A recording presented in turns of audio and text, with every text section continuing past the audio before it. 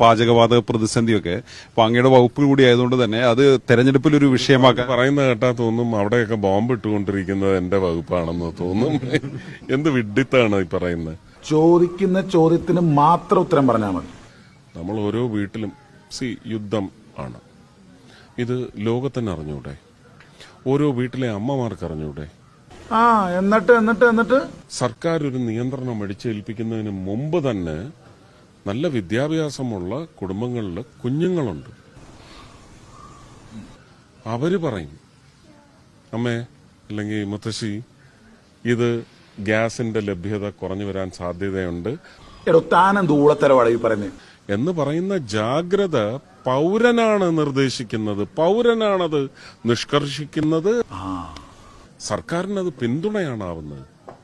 മറിച്ച് ഗ്യാസ് ഇല്ല എന്ന് പറഞ്ഞ് നമ്മുടെ നാട്ടിലെ തന്നെ ഗ്യാസ് കേന്ദ്രങ്ങൾ ഇനി ബോംബിട്ട് നശിപ്പിച്ചു കളയാമെന്ന് പറയുന്ന ഒരു വിഭാഗമുണ്ട്.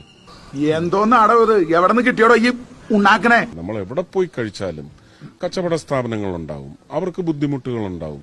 നമ്മൾ ഫസ്റ്റ് കെയർ അവിടെയാണ് കൊടുക്കുന്നത്, സിറ്റിസൺ ആണ്.